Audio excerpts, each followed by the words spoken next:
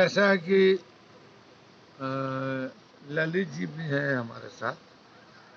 इतने दिन से एमएलए हैं, हम लोग हैं। और बुरी हालत थी पहले हम लोगों के इलाके की, अली नगर की, टाडी की, घनश्यामपुर की। तो अब मैं तो ताज्जुब में इस वजह से हूँ कि प्रत्याशी के नाते आया हूँ, घूम रहा हूँ। मगर ऐसा नहीं है कि यहाँ एमएलए पहले नहीं थे, यहाँ एमएलए भी थे, एमपी भी थे।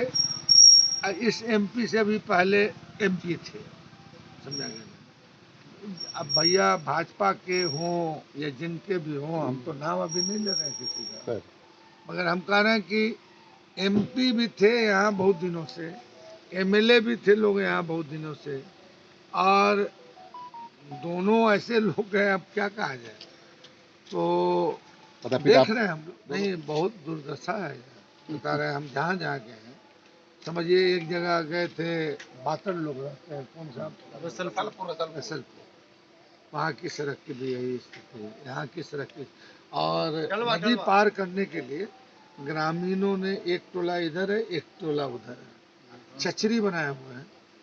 आप उस पर डर से पार नहीं कर सकते। हमको अगर कोई कहता है उस पर पार करने के लिए, तो मैं नहीं पार कर। बात असल क्या है कि जो प्याज है, आलू है, फलना है, जो फेंके जा रहे हैं, जो स्थिति बनी है, एक सवाल उठता है कि चुनाव ही के टाइम में क्यों बढ़ता है।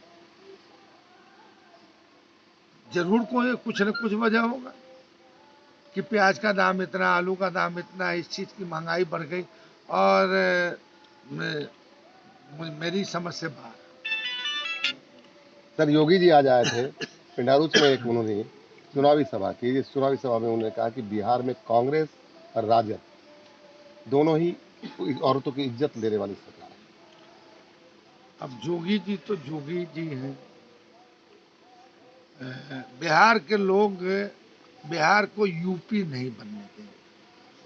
वो कहिएगा बिहार के लोग बिहार को यूपी क्यों नहीं बनने देंगे, वो इस वजह से कि उनके यहाँ कहाँ कानून का राज है। जितने फेक इनकाउंटर हुए हैं, समझा कि नहीं, वो तो हमको लगता है कि उसमें उन्होंने अव्वल दर्जा प्राप्त किया है। और जो बेटी की इज्जत की बात करने वाले लोग हैं, तो पता नहीं उनको इतिहास अपना मालूम है या नहीं, या अभी की जो घटना है उससे वो क्या समझते हैं।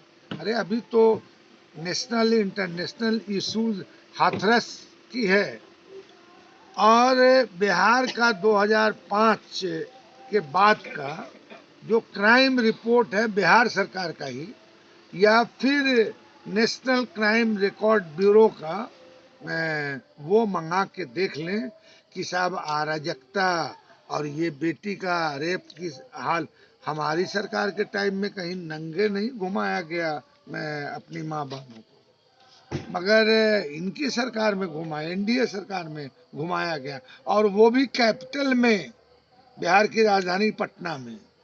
तो आप देख लीजिए, हम तो कह रहे हैं कि हमारी बात पर आप यकीन नहीं कीजिए, मगर इनका जो खुद का आंकड़ा है, सरकारी आंकड़ा, तो इनका कॉग्निजेबल क्राइम कितना बढ़ा, इनका जो है रेप की घटना कितनी बढ़ी, फिर उसके बाद जो है डकैती की घटना कितनी बढ़ी।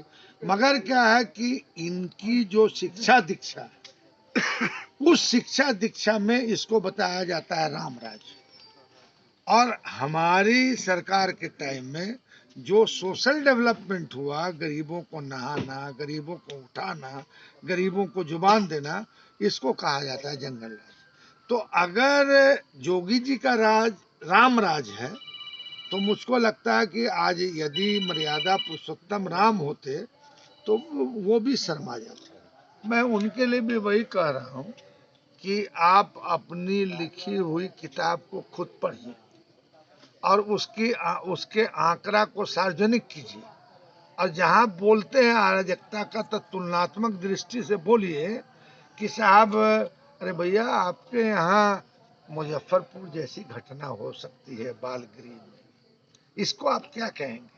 ये कोई हमारे राज का है। और दूसरी बात, हम तो कह रहे हैं उनको कि अराजकता अगर हमारी सरकार में थी तो आप अपने क्राइम रिकॉर्ड ब्यूरो को सुधार लीजिए ना, क्राइम रिकॉर्ड को सुधारिए।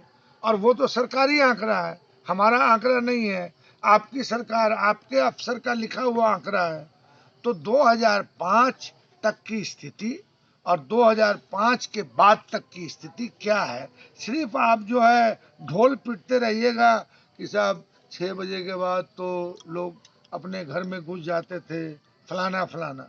अरे गाल कितना बजाइएगा, गरीबों के बीच में आपका पोल खुल चुका है, इसलिए गरीब परिवर्तन चाहता है और इस बार परिवर्तन हो जाए। बात असल है कि देखिए ना कि हमारा नेता युवा और चारों तरफ से, जहां हमारा एक हेलीकॉप्टर नेता का 35 हेलीकॉप्टर इनका घूम रहा है और इनके लिए prime minister, chief minister, UP के चीफ मिनिस्टर, फलाना फलाना सब लगे हुए।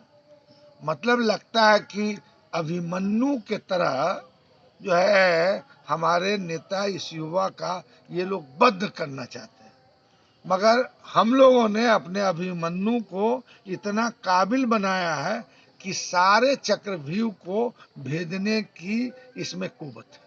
तो ये जितना बोलेंगे तेजस्वी के खिलाफ, जितनी गाली देंगे तेजस्वी को, जितना ये मजाक उड़ाएंगे लालू यादव का और हमारी सरकार का, उतने ही गरीब जनता एकजुट है।